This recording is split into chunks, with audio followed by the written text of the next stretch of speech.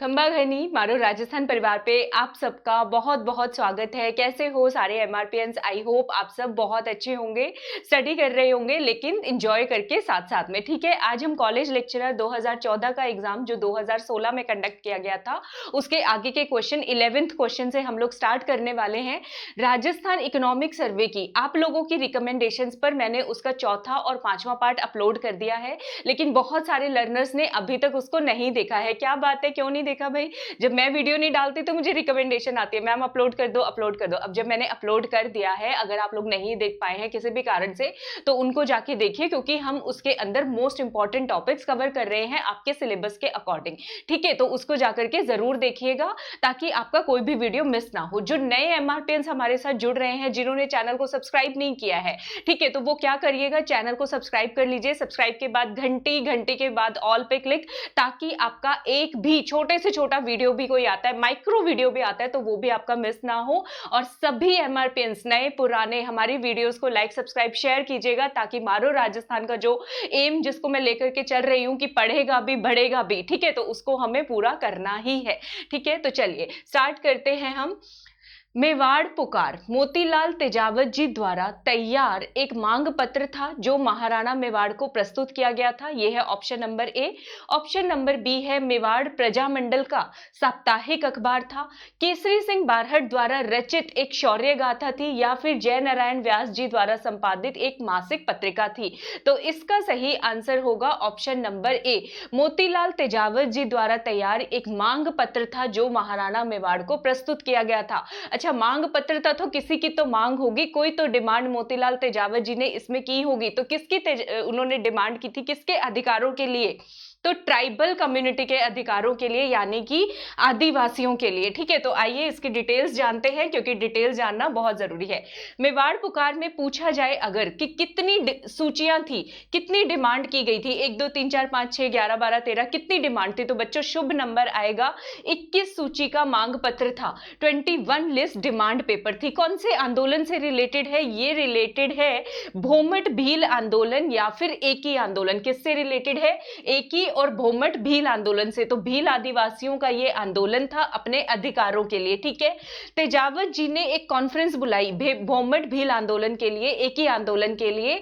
कहां पे बुलाई गई ये कॉन्फ्रेंस, ये सम्मेलन बुलाया गया था नीमड़ा के अंदर, नीमड़ा गांव में। कब बुलाया गया इसको देखो, 21 सूची मांग पत्र है, डिमांड कितनी है? 21 डिमांड है हमारी। तो 21 का अगला कौन सा सन आएगा? 22। तो 1922 के अंदर, ठीक है, 7 मार्च 1922 को यह सम्मेलन बुलाया गया। 1919 नहीं आएगा, ठीक है, इसको काट दो, नहीं 1919 नहीं आएगा, 7 मार्च 1922 आएगा। ये सही है, पता नहीं कैसे टाइपिंग एरर हो गया, सॉरी। ठीक है, 7 मार्च 1922 को जो है उन्होंने एक कॉन्फ्रेंस बुलाई थी नीमड़ा गांव के अंदर। ठीक है, नीमड़ा गांव में क्या हुआ, मेवाड़ भील कोर, जो मेवाड़ की सेना थी वो ब्रिटिशर्स के साथ थी, मेवाड़ जो राजपूताना, क्योंकि संधि हो चुकी थी उस टाइम तक। ठीक है, तो मेवाड़ भील कोर ने इस नीमड़ा जगह पर बहुत सारे मासूम भील भाई बहनों के हमारे ऊपर क्या कर दी, फायरिंग कर दी। और इसमें हमारे कितने भील भाई बहन मारे गए? 1200। तो ये क्वेश्चन तीनों पूछे जाते हैं, 3 नंबर्स हैं। भोमट भील आंदोलन से 21 सूची का डिमांड पत्र था। ठीक है, 1922 में कॉन्फ्रेंस बुलाई गई और 1200, 21 का उल्टा करोगे क्या बनेगा? 1200। 1200 भील जो है हमारे भाई बहन इसमें मारे गए थे। तीनों के तीनों क्वेश्चन डायरेक्ट आते हैं। ठीक है, तो ये वाला जो इतनी बड़ी संख्या में भील हमारे जो आदिवासी भाई बहन उनको मार दिया गया था, तो इसको क्या नाम दिया जाएगा? हत्याकांड। कहां पर हुआ? नीमड़ा में। तो इस इंसिडेंट को क्या बोला जाता है? नीमड़ा मैसेकर या नीमड़ा हत्याकांड या नीमड़ा नरसंहार। और इसको जो है क्या उपाधि दी गई? ये जो है दूसरा जलियांवाला हत्याकांड इसको कहा गया। क्या कहा गया? इतना बुरा था, इतना बुरा था, जैसे जनरल डायर ने जलियांवाला बाग में गोलियां चलवाई थी, यही हाल यहां पर हुआ था, मेवाड़ भील कोर ने गोलियां चलाई थी। तो इसको क्या कहा जाएगा? दूसरा जलियांवाला हत्याकांड। अगर पूछा जाए दूसरा जलियांवाला बाग कौन सा है या फिर राजस्थान का जलियांवाला बाग कौन सा है, बाग मतलब जगह पूछ रहे हैं, तो आएगा मानगढ़ पहाड़ी। ठीक है, मानगढ़ धाम आएगा जहां पे भगत आंदोलन हुआ था। अगर हत्याकांड पूछते हैं तो निमड़ा हत्याकांड आएगा। ठीक है, जलियांवाला बाग से रिलेटेड 3 क्वेश्चन आते हैं, 2 मैंने करा दिया, तीसरा आगे हम देखेंगे। ठीक है, तो इतने बड़े नरसंहार को देखकर तेजावत जी को बड़ा दुख हुआ और वो अज्ञातवास में चले गए। कहां पे चले गए? बिल्कुल अंधेरे में, कहीं और जो है दूसरी जगह पर चले गए। ठीक है, अब एक ही आंदोलन इसको क्यों कहते हैं? क्योंकि मोतीलाल तेजावत जी ने सारे भील आदिवासियों को एक सूत्र में पिरोने का काम किया, उनको संगठित करने का काम किया, इसलिए इसे एक ही बोलते हैं। भोमट क्यों बोलते हैं? भोमट उस जगह का नाम है, ठीक है, इसलिए इसको भोमट बोलते हैं। अगर कोई पूछे, अब देखो भोमट, ठीक है, मतलब कि भूमि से, भूमि की मिट्टी से तेज उत्पन्न हुआ है, मोती जैसा, मां के लाल उत्पन्न हुए हैं, याद कर लोगे। तो भोमट आंदोलन से कौन से नेता, कौन से आंदोलनकारी रिलेटेड है? मोतीलाल तेजावत जी रिलेटेड है, तेज निकला है भूमि से, ठीक है, भारत माता की मिट्टी से। अच्छा, मात्र से, मात्र शब्द इंपॉर्टेंट हो गया। अगर कोई पूछे भोमट आंदोलन की शुरुआत कहां से हुई? मातृकुंडिया, उसमें भी मातृ शब्द आ रहा है। मातृकुंडिया कहां पर जगह है? चित्तौड़गढ़ के अंदर जगह है। तो भोमट आंदोलन से 3 जगह इंपॉर्टेंट हो गई, भोमट, मातृकुंडिया और निमड़ा हत्याकांड। याद रखोगे या नहीं? बोर तो नहीं हो रहे? लाइक ठोका या नहीं ठोका? ठोक दो, ठीक है। तो इसे हम भोमट भील आंदोलन भी कहते हैं। लीडरशिप किसने प्रोवाइड की? मोतीलाल तेजावत जी, भूमि की मिट्टी से निकले हैं तेज, एक मोती के समान, ठीक है। ये जो है हमारे आदिवासियों के स्ट्रगल का पहला राजनीतिक संघर्ष था। क्वेश्चन पूछा जाता है, राजनीतिक संघर्ष पहला। पॉलिटिकल स्ट्रगल, पॉलिटिकल स्ट्रगल में क्या होता है? लिस्ट दी जाती है, जैसे किसान आंदोलन हुआ, कमेटी बन रही है, ठीक है, कुछ ना कुछ रिटर्न वर्क होता है। तो इसीलिए इसको भी क्या बोला जाता है? आदिवासियों के अधिकारों के लिए हमारे राजस्थान का ये पहला राजनीतिक संघर्ष था, first political struggle of tribes, ठीक है। उसके बाद मोतीलाल तेजावत जी ने उनको एकजुट किया, इसलिए हम इसे क्या बोलते हैं? एक ही आंदोलन बोलते हैं। बोर तो नहीं हो रहे? याद तो हो रहे हैं? याद हो रहे हैं तो लाइक सब्सक्राइब शेयर कीजिएगा, ठीक है, क्योंकि आज मुझे बोलने में थोड़ा सा प्रॉब्लम हो रही है, पता नहीं क्या हो जाता है मेरे साथ ये, ठीक है, कोई बात नहीं, आप लोग तो समझदार हो, मतलब समझ जाओगे, है ना। केसरी सिंह बारहट द्वारा रचित एक शौर्य गाथा थी, जिन्होंने मेवाड़ के महाराणा को दिल्ली दरबार अटेंड करने से रोका था। ये तीसरी ऑप्शन भी बता देती हूँ। तो केसरी सिंह बारहट वैसे तो राजस्थान का बच्चा बच्चा जानता है, मुझे पता है, मुझे बताने की जरूरत नहीं है, मैं बाद में बोलूंगी, आवाज पहले आएगी। चेतावनी री चुंगटिया, है ना, चेतावनी री चुंगटिया उन्होंने लिखा था, शौर्य गाथा महाराणा मेवाड़ के फतेह सिंह जी को सुनाई थी। और मेवाड़ के महाराणा जो है फतेह सिंह जी, वो दिल्ली दरबार नहीं गए थे, ठीक है। तो तीसरा क्वेश्चन भी, तीसरी ऑप्शन भी हमने कर लिया है। उसके बाद है गलत युग्म को पहचानिए। बादली जो लिटरेचर है, चंद्र प्रकाश देवल जी ने लिखा है। राधा जो है सत्य प्रकाश जोशी जी ने लिखा है। मेघमाल सुमेर सिंह शेखावत जी ने लिखा है, या फिर बाधा में भूगोल हरीश भदानी जी ने लिखा है। किसके द्वारा लिखा गया है? तो बादली लिखा है, याद करो, बादल हैं, ठीक है, बादल जब आते हैं तो काली घटा छाती है, ठीक है, काली काली बादलों की घटा छा रही है, कहां पे? आकाश में। और रात के समय है तो हल्का हल्का हमें चांद भी नजर आ रहा है, चांद का भी प्रकाश हो रहा है, ठीक है। तो अब क्या याद रखोगे? बादली लिटरेचर किसने लिखा है? चंद्र प्रकाश देवल जी ने नहीं लिखा, चंद्र सिंह बिरकाली द्वारा लिखा गया है। बादली और काली, बिरकाली, ठीक है। तो किसने लिखा है? बादली बिरकाली से भी क्वेश्चन पूछा जा सकता है, अकेला बिरकाली दे देंगे या फिर चंद्र सिंह भी दे सकते हैं, ठीक है। तो कई सारे बच्चों ने इसको सही कर दिया होगा, अगर क्वेश्चन पूरा नहीं पढ़ा होगा तो ये आपको याद रखना है, ठीक है। तो बादली लिटरेचर किसने लिखा है? चंद्र सिंह बिरकाली जी द्वारा लिखा गया है। गलत तो नहीं करके आओगे? उसके बाद राधा, जब राधा का नाम जपते हैं तो ऐसे लगता है सत्य की माला जप रहे हैं, और प्रकाश चारों तरफ दिखता है और हमें जोश आ जाता है कि बस कृष्णा से मिलने ही वाले हैं हम, ठीक है। तो राधा जो लिटरेचर है वो किसने लिखा है? सत्य प्रकाश जोशी जी के द्वारा लिखा गया है, ठीक है। उसके बाद है मेघमाल, मेघ और मेर याद कर लो, मेघ और मेर, तो किसने लिखा है? मेघमाल लिटरेचर सुमेर सिंह शेखावत जी ने लिखा है, मेर शब्द आएगा इनके नाम में, ठीक है। उसके बाद बाथा में भूगोल, ठीक है, बाथा में भूगोल मतलब बातों बातों में ही भूगोल समझा रहे हो, ठीक है, ये मैं वैसे ही बता रही हूँ याद करने के लिए। तो बाथा और भादानी इकट्ठा याद हो जाएगा, ये तो आसान है। बाथा में भूगोल किसने लिखा है? हरीश भादानी जी द्वारा लिखा गया है। क्लियर है सबको? भूलोगे तो नहीं, मुझे नहीं लग रहा भूलोगे। नेक्स्ट क्वेश्चन है, राजस्थान में किस भौतिक क्षेत्र में मुकुंदरा की पहाड़ियां स्थित हैं? ठीक है, शेखावाटी में, हाड़ौती प्लाट्यू के अंदर यानी हाड़ौती पठार में, दक्षिणी अरावली में, या फिर माही बेसिन के अंदर। आइए देखते हैं, इंग्लिश में भी देख लीजिए क्योंकि इंग्लिश वाले बच्चों को इसमें प्रॉब्लम हो सकती है। Shekhawati region, Hadoti plateau, southern Aravalli या फिर माही बेसिन। तो इसका सही आंसर आएगा हाड़ौती प्लेट्यू। मुकुंदरा की पहाड़ी कहां पे? कोटा के अंदर पड़ती है। कोटा हाड़ौती पठार आएगा, कोटा बूंदी बारा झालावाड़ तो वहीं वहीं पर पड़ता है, इसको ऐसे याद किया जा सकता है, ठीक है। अच्छा चले, ऐसे तो नहीं याद होगा, ठीक है, कहोगे मैडम ऐसे तो मजा नहीं आया, तो मजा लेते हैं, हम अच्छे से याद करेंगे भाई। ये मैंने लिख दिया बादली चंद्र प्रकाश बिरकाली जी, ठीक है, ये याद रखना। आ जाओ मैप पे आ जाओ, मुकुंदरा की पहाड़ियां करनी है भाई, ठीक है। तो ये आपको कहाँ मिलेगा, यहाँ पे काय हाड़ौती प्लेटू, ये रहा, ठीक है बच्चों, इस पोर्शन के अंदर कोटा बूंदी बारा झालावाड़ जो एरिया है ना, यहाँ पे आपको मुकुंदरा की पहाड़ी मिलेगी, ठीक है। अब फिजियोग्राफी से रिलेटेड एक क्वेश्चन करा देती हूँ लगे हाथ, ताकि आपका अगर कोई क्वेश्चन आए, राजस्थान को भौगोलिक रूप से कितने भागों में बांटा जा सकता है, क्वेश्चन आता है, अगर याद हो इकोनॉमिक सर्वे के शुरू में करवाया था, 4 भागों में बांटा जा सकता है, ठीक है। Sandy arid plains, western sandy plain ये वाला, ठीक है, यानी कि पश्चिमी सैंडी मतलब रेतीला मैदान, ठीक है, वेस्टर्न सैंडी प्लेन भाग नंबर 1। दूसरा भाग है ये वाला अरावली, तीसरा भाग है ईस्टर्न प्लेन पूर्वी मैदानी क्षेत्र, और चौथे भाग को हम बोलते हैं साउथ ईस्टर्न प्लेट्यू यानी कि दक्षिणी पूर्वी पठार बोलते हैं, ठीक है। पहला जो पार्ट है वेस्टर्न सैंडी प्लेन, इसको 2 भागों में बांटा जाता है, सैंडी एरिड प्लेन यानी कि शुष्क प्लेन, आराम से सुनो, ठीक है। दूसरा भाग जो है सेमी एरिड, सेमी एरिड मतलब कि अर्ध शुष्क, सिंपल, ठीक है। तो पहले के कितने भाग हो गए बच्चों, 2 भाग हो गए, ठीक है। एरिड प्लेन में आपको क्या मिलेगा, सैंड डून्स मिलेंगे, रेत के टीले मिलेंगे बड़े बड़े, एक जगह पे छोटा सा एरिया है जहां पे सैंड डून फ्री एरिया भी आपको मिलेगा, और ये पूरा मरुस्थल वाला एरिया है। सेमी एरिड एरिया में आ गए तो थोड़ी बहुत तो नदियां होंगी, अर्ध शुष्क है, कुछ छोटी छोटी नदियां आनी शुरू हो जाएगी, तो कौन सी नदी आएगी, लूनी बेसिन पड़ेगा इसके अंदर, पूछे जाएंगे क्वेश्चन, लूनी बेसिन अर्ध शुष्क का पार्ट है कि शुष्क का पार्ट है, तो सेमी एरिड प्लेन का पार्ट है लूनी बेसिन। और यहाँ पे क्या पड़ेगा हमारा सेमी एरिड में, Shekhawati, Shekhawati semi arid, saline lakes मिलेंगे यहाँ पे आपको, खारे पानी की झीलें, शेखावाटी रीजन आ जाएगा, चूरू झुंझुनू सीकर, और बीच में इधर क्या आएगा सेमी एरिड में नागौरी अपलैंड, ठीक है। नागौरी अपलैंड की हिंदी क्या होती है, नागौरी अपलैंड, अपलैंड मतलब ऊपर की तरफ, ऊपर माल टाइप्स वैसा सा, ठीक है, नागौरी अपलैंड याद रख लो, ठीक है।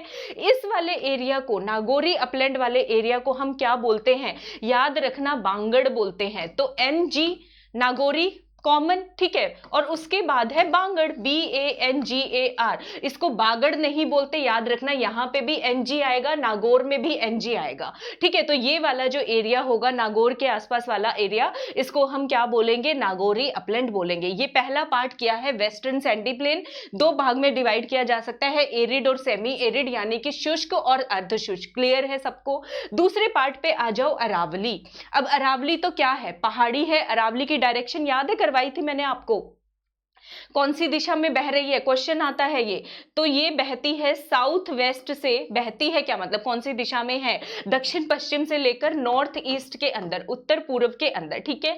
तो बीच में है अरावली सेंट्रल रेंज, ठीक है, मध्य अरावली श्रृंखला हिंदी में बोलते हैं। ऊपर इधर साइड में आएगी अलवर की पहाड़ी, अभी मुकुंदरा पहाड़ी की है, अलवर पहाड़ी कर लो, अलवर पहाड़ी तो अरावली का ही पार्ट है। नीचे यहाँ पे 2 आपको पड़ेंगे बड़े बड़े पठार, ठीक है, कौन से, आबू ब्लॉक, आबू ब्लॉक कहां पे पड़ेगा, सिरोही के अंदर, याद रखोगे आबू ब्लॉक किसका पार्ट है, अरावलीज का पार्ट है। उसके बाद ये बहुत बहुत बहुत इंपॉर्टेंट है भाई, भोराट प्लेट्यू, भोर हो गई अब तो उठ जाओ, अब तो उदय हो जाए आप लोगों का, अब तो जरा जाग जाओ, ठीक है।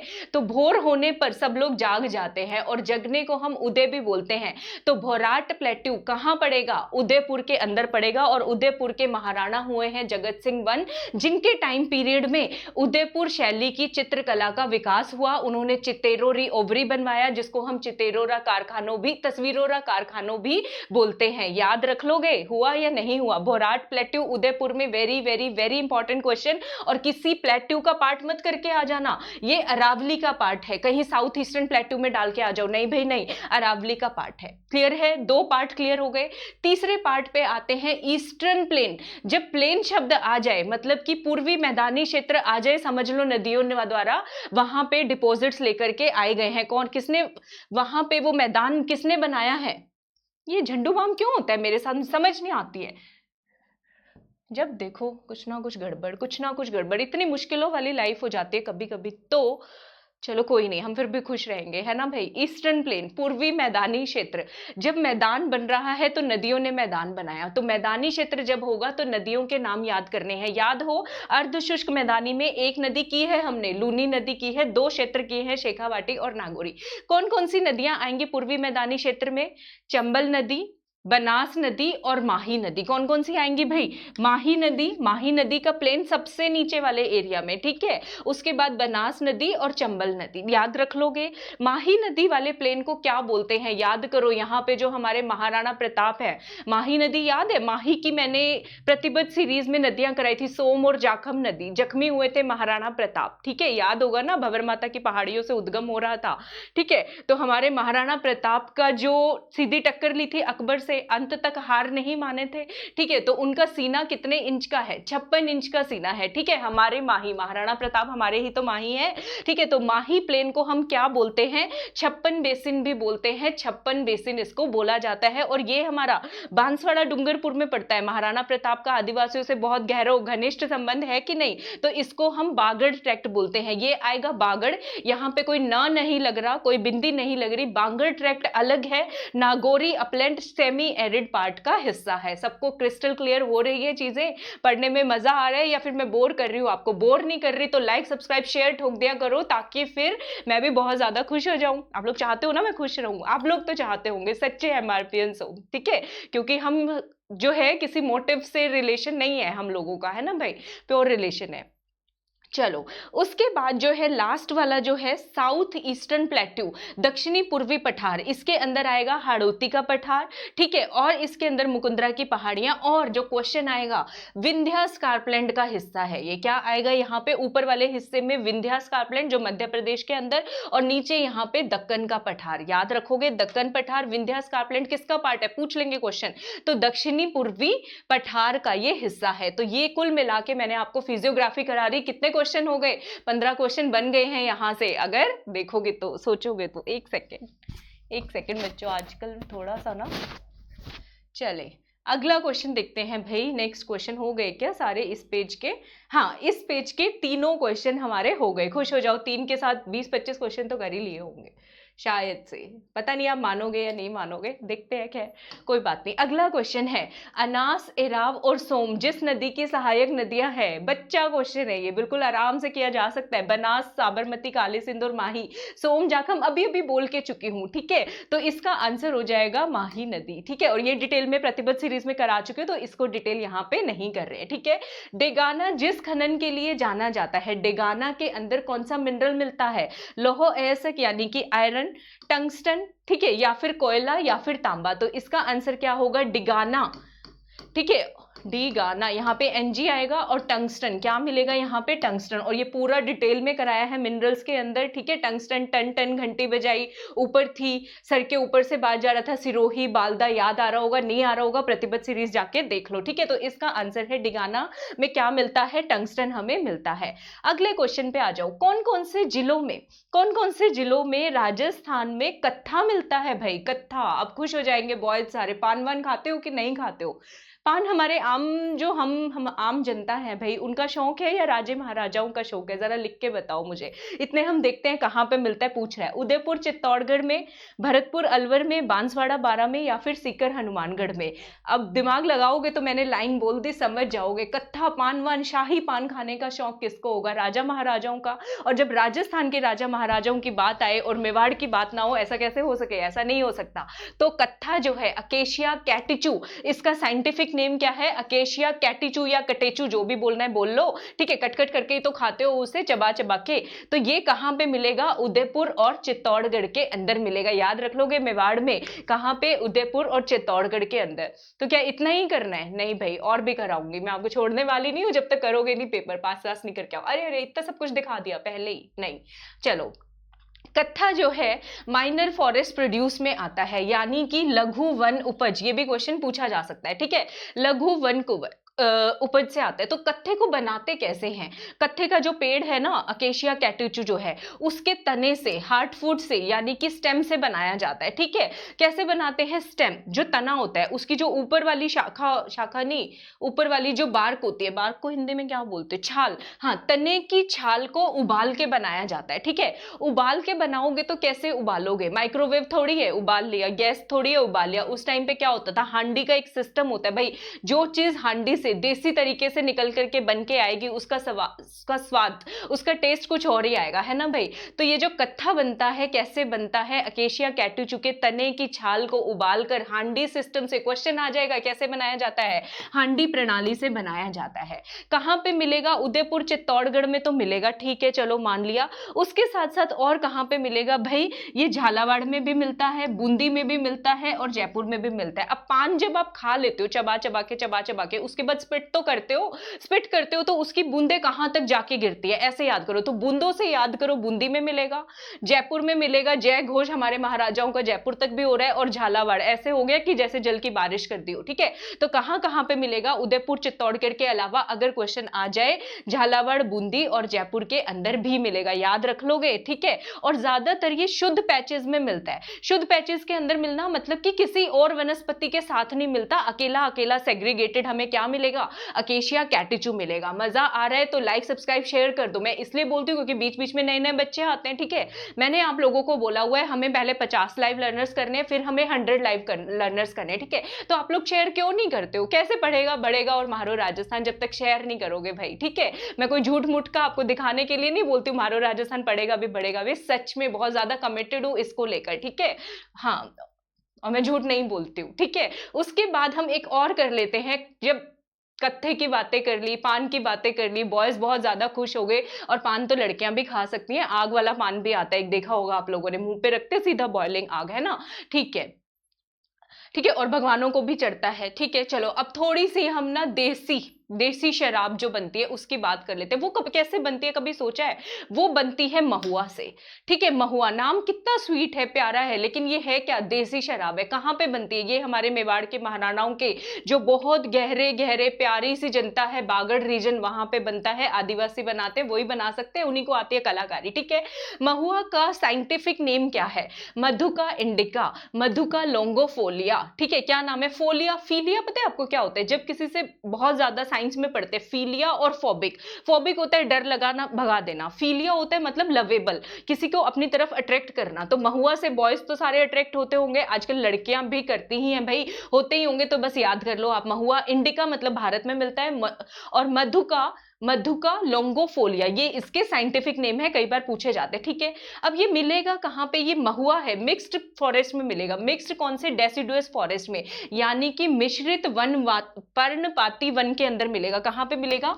मिश्रित पर्णपाती वन के अंदर मिलेगा। ठीक है, ये हो गया। एरियाज मैंने बताई दिए, बागड़ आ गया तो डूंगरपुर, मेवाड़ आ गया तो उदयपुर, और साथ में सिरोही में भी। भाई जब महुआ बट रहा हो तो कौन नहीं चाहेगा प्रसाद ग्रहण करना, हर कोई चाहते हैं। उठ के चले मत जाना अभी महुआ शहुआ पीने के लिए। ठीक है, अभी पढ़ाई कर लो, पेपर के बाद बाकी सारी बातें।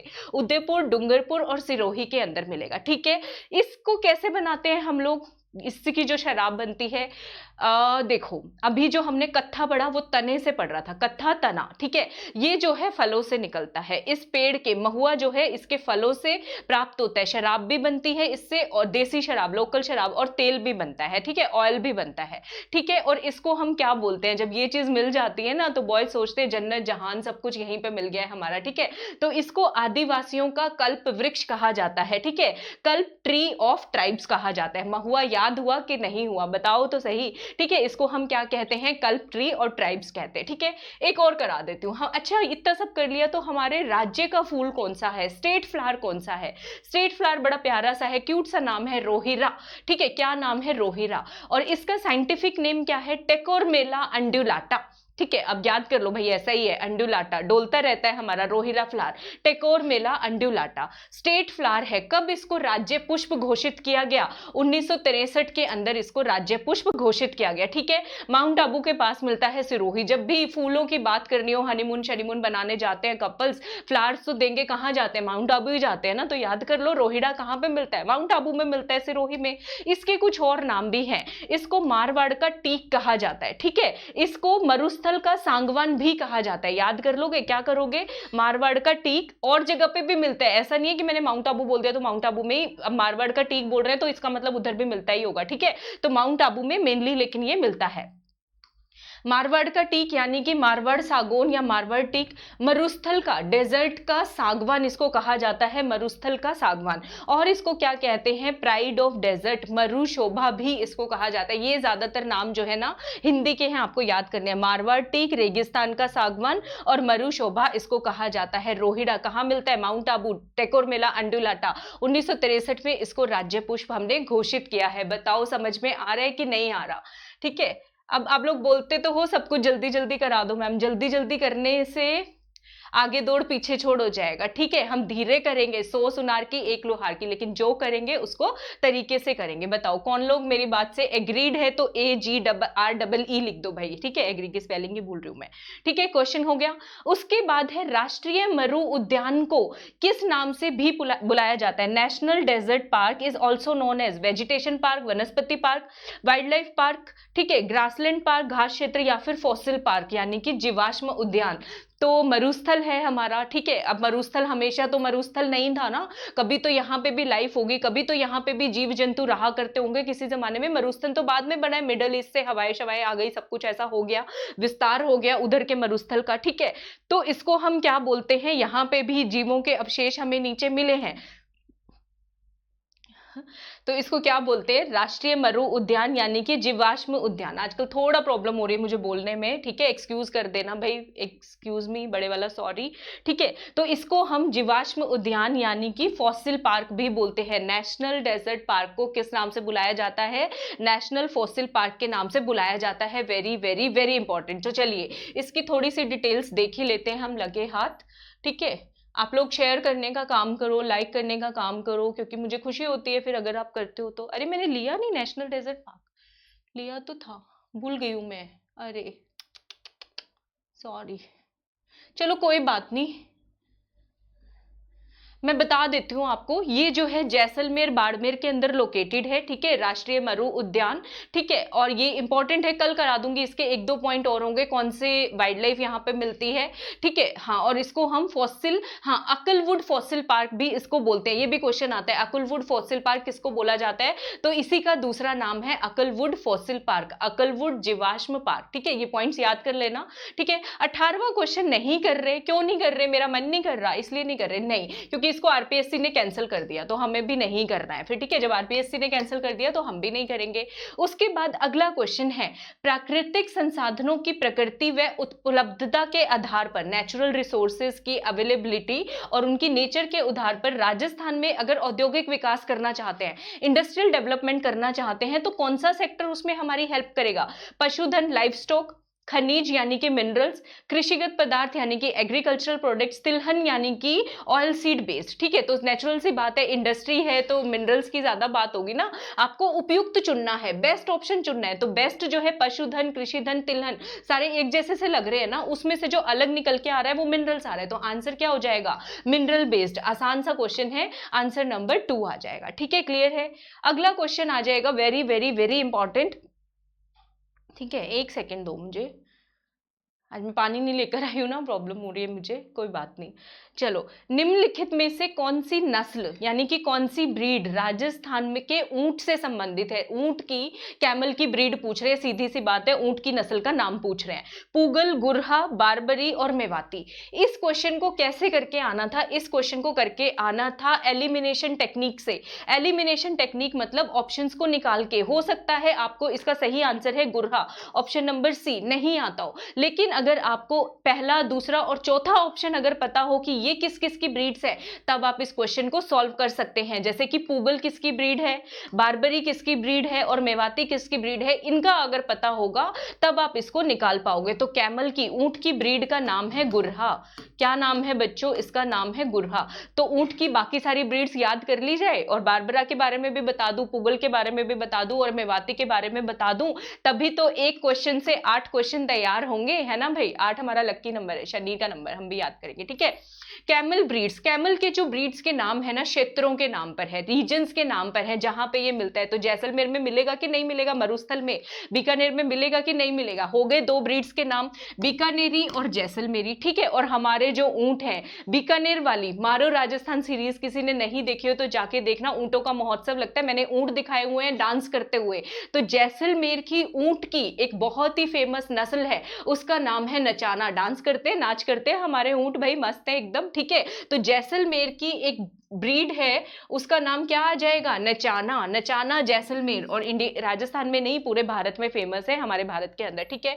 दूसरा जो है, अब हमें ये जो डांस है पाकिस्तान को भी तो दिखाना होता है ना, उसको भी तो वो अकल वकल उसको आती नहीं है, ऊंट वाली लात भी तो पड़ेगी उसको। तो इसकी एक ब्रीड जो है पाकिस्तान वाले इलाके सिंध में भी मिलती है, तो हम बोल देंगे सिंधी, ठीक है। और एक कहां पे मिलेगी, अब देखो, कैमल सफारी करने लोग जाते हैं नहीं जाते, लव बर्ड्स जो है जाते हैं ना, तो लव से याद कर लो, लव से हमने कौन सी डिस्ट्रिक्ट याद की है, अलवर। तो एक ब्रीड इसकी कहां पे मिलेगी, अलवर में, तो अलवरी हो गया, ठीक है। और कुछ लोग गुजरात से भी आते हैं राजस्थान घूमने, कहां से, कच्छ से, ठीक है। तो एक इसकी ब्रीड का नाम हो गया कच्छी ब्रीड, ठीक है, एक इसकी ब्रीड का नाम हो गया कच्छी। तो कितनी होगी, बीकानेरी, जैसलमेरी, नचाना, सिंधी, अलवरी और कच्छी। उसके बाद जो इंपॉर्टेंट पॉइंट है, ऊंट, कैमल्स की जो पॉपुलेशन है, तो भारत के अंदर राजस्थान में फर्स्ट नंबर पे हम लोग आते हैं। कैमल की सारी ब्रीड्स याद हो गई, और जौन सी ब्रीड हमने नहीं याद की या जो पेपर में दी हुई थी, एलिमिनेशन से भी क्वेश्चन सॉल्व होते हैं, इवन ज्यादातर क्वेश्चन एलिमिनेशन टेक्निक से ही सॉल्व होते हैं, तो उसका नाम है गुरहा। यहाँ मैं मेंशन करना भूल गई,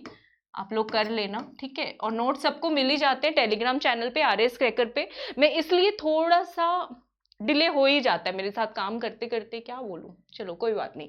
अब बारबरी, ठीक है, सोच लो, बकरी की बारी आई है, मैं कर रही है, ठीक है। तो बारबरी बकरी, बारबरी किसकी ब्रीड है, बकरी की ब्रीड। अब बकरी की इंग्लिश तो कर लोगे, इंग्लिश मीडियम वाले बच्चों, किसकी है, गोट की ब्रीड है, ठीक है, कर लोगे ना।